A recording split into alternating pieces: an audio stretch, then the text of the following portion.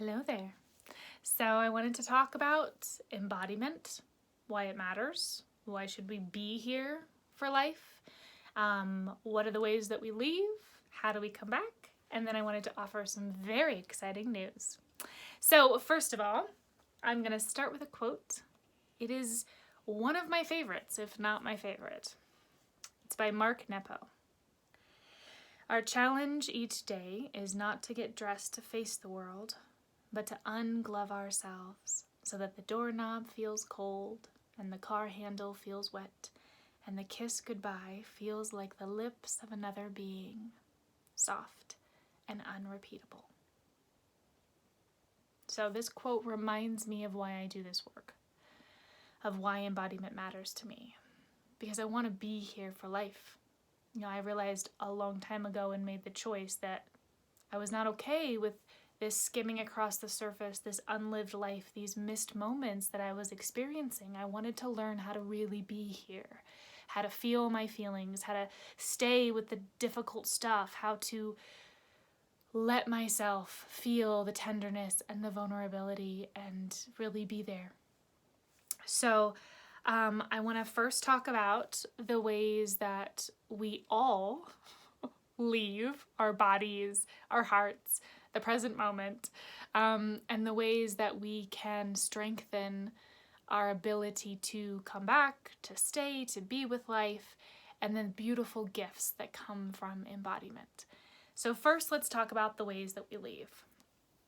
These may sound familiar to you. They're super familiar to me. So first is thinking. Right? We go up here to our little command center and we try to control everything, and we kind of get stuck in these loops and we're trying to figure things out and fix things and rehash things and watch out for the future and blah, blah, blah. Thinking isn't bad. Thinking is great. We need to think, and we're addicted to it. We all know that feeling when we're just like for me, I will be literally rehearsing conversations that they're never going to happen, and I'm just fixing problems that don't even exist. So let me know if you can relate to that. Second, and on the thinking, if that like grabs you and you want to know more, I did a video about how to wake up out of the thoughts, how to kind of like use the obsessive thinking as a way to, portal to presence. So check that out. I'll put the card up there. Second way, another big way that we leave and cut off and disconnect from the life that is here and from this body and this heart is judgment, right? We should all over ourselves and others, as I like to say. We meet ourselves where we think we should be versus where we are. We want life to be different than how it is, right? It's for me, there's so much time that I waste in judgment of self, judgment of others, judgment of the world. Another way that we disembody is we speed up. Busy, busy, busy. Go, go, go. Tumbling into the future. For me, this was a huge red flag when I started to become aware of it, of when I started to really speed up and tumble forward and get really busy and multitask. It was an indication that I was running from something. Most of the time, it was something I didn't want to feel. So see if that resonates with you. And then the last big one I want to talk about, because I feel it's like out of just crazy right now, is numbing, distracting, zoning out. We do this through substances. We do this through our screens, checking out, numbing out, distracting. And so all of this is to say like that it's totally normal. We are deeply conditioned to leave. So deeply conditioned to leave. So be so gentle and kind with yourself as you begin to get curious about the ways in which you leave. And then let's dive into the ways that we come back. Because the thing is that it cuts us off from so much. Not being here. I mean, one, it like cuts us off from like all this power that we have in our body, this intuition, this creativity, this life force, all of that, but it's also super exhausting to stay disconnected. Because our bodies know that we've vacated the premises. Like our bodies know everything. There is a John O'Donohue quote that is my favorite of John's. Our bodies know that they belong. It is our minds that make our lives so homeless. So the body knows. All of that crejola that we are running away from, it's still here. It's still unprocessed. It's still literally in our tissues, right? They say our issues are in our tissues, like it's here. And so our bodies feel that abandonment. They feel that disconnect. And it takes a lot of energy to keep on leaving, to keep distracting and numbing and running on that little hamster wheel. So this work takes courage and vulnerability and so much kindness and compassion. And it is moment by moment. It is not that you come back and you're like present every day of your life forever. Not in my experience. It's literally, oh, I've gone somewhere else. Can I come back? I'm lost in obsessive thinking. Can I come back? So I've talked about the ways that we leave and some of the things that cuts us off from. So I want to dive into what are the gifts? Like, what's the point? Like, why should we care about coming back? Well, in my opinion, the gifts are endless, like literally endless. Like they feel like freedom and sacredness in my body. But I will get more specific so that you're like, what the heck does she mean? So first, it creates a kind of intimacy with life. Like we really do want to feel that kiss as soft and unrepeatable. We really do want to experience life. And so there's that Joseph Campbell quote that I love. It's, people say that what we're all seeking is a meaning for life. I don't think that's what we're all seeking. I think that what we're seeking is an experience of being alive. So being here, being embodied, to me, creates that deeper experience of being alive. Another gift is that when we're here, really here in our bodies, we're much more able to respond than to react, right? To respond from like all of us, like the more full spectrum capacity that we have, rather than just reacting from fear. I mean, we all know what that feels like. Just think about the last time that you got in a fight with your partner or a loved one, right? How it feels to react versus to respond. There's less defending, less storytelling when we're really here. We can listen more, and we're more empathetic. So another gift is that there's this sense of connection, of belonging. Like breathe into that and see if you can sense that for yourself. The moments that you've really been present, like sitting on the grass out in nature, the sunlight on your face, there's this sense of like, I've arrived. I belong. I'm connected. Also, you're tapped into, when you're here in your body, you're tapped into more energy, you're tapped into more life force.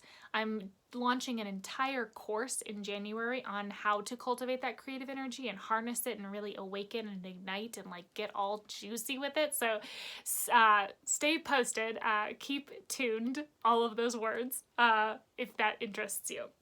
The last gift I want to say is power. So in my experience, there's tremendous power here that I was like super disconnected and not here for because I was taught from a very young age that it is not safe to be in your body. I feel like we've all gotten that messaging, and some of us a lot more than others, depending on the type of body that you're in. And so for me, being born in a female body, I learned right away, it's not safe to be in your body. Your body is dangerous. It's something to be ashamed of, and do not trust it. So in my journey of reclaiming my body and coming back and being here and all of the things that I'm talking about, there was all of this power that was suddenly available for me. I mean, think about it. Think about even the body parts that we most disconnect from. Belly, pelvis, legs. Those are powerful parts, in my opinion. So, I want to say another quote. Pema Chodron, beautiful, beautiful. It's also helpful to realize that this very body that we have that's sitting right here, right now, with its aches and its pleasures, is exactly what we need to be fully human, fully awake, fully alive. So right here, in this moment, is everything that you are longing for. So when we are not here for the only moment that matters, the only moment that healing can happen, that transformation, that joy, that goodness, that all the things can happen in, because it's the only moment we have. So let's talk about how we come back, how we strengthen that. So we practice, right? As with everything. And I want to talk about practice my mind sees it in two ways, and this might help. So first, practice you with you. That's like strength training, going to the gym, like you with you, right? And then the other type of practice is when you're in life, when you're in the field, when you're out there. We have to strengthen our practice, our personal practices, us with us, in order to have the ability, the strength to put it into play in life. Because if you don't practice you with you when things aren't like crazy, and you're just practicing pausing or practicing noticing sensations or practicing whatever you're practicing, then if we just try to apply it in life and we don't have that strength grown in us, it's like trying to learn how to swim in a tidal wave. It's really hard. So the first you with you practice that I will offer is embodied meditation. So what I mean is that it's not just like trying to clear all the thoughts. Embodied meditation, getting super curious about the present moment experience. Noticing the physical sensations, noticing the thinking, noticing the feeling. Notice how I'm saying noticing. I'm not saying fix, judge, critique, eradicate, make better, change. Noticing. So just breathing with the life that is here. Noticing what's here, allowing it, and can I just let it be, just as it is. So that's you with you. The practice that I would offer in life is pausing. So if you want a ton of practices around the same thing, I did a Sacred Pause Journey guidebook. It's 38 pages of practices and awesomeness that's free on my website that I'll link to below. So pausing, and I really mean like physically stopping, pausing. So you can practice this when you start to notice, if you can catch yourself like 1 out of bazillion times, like not every time, but like catch yourself when you're going into one of those things that we talked about means you're leaving, going into judgment, going into obsessive thinking, speeding and racing through life, numbing out. See if you can pause and you can breathe and you can just feel what is here. Even if it's just for 3 seconds and then you go right back to it.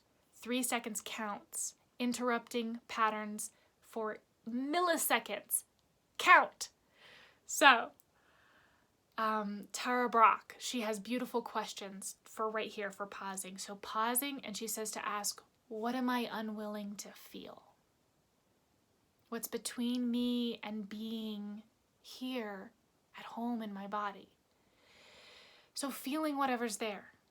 And I really do mean moment by moment. Like, sometimes what you're meeting is not peaceful, joy, calm. In my experience, most of the time, it's a whole mess of crap. And so seeing if you can be with it just for a moment, just for a breath, maybe for another moment, maybe for another breath.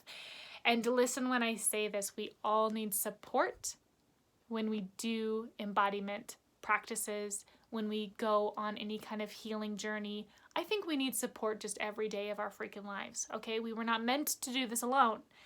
So it's super important for you to know that we need support and to ask for it, to have coaches, to have guides, to have workshops, to have spaces in which you can be held in all of this, because sometimes it's not the time to be with what is, to be with the sensations, especially if there's been trauma.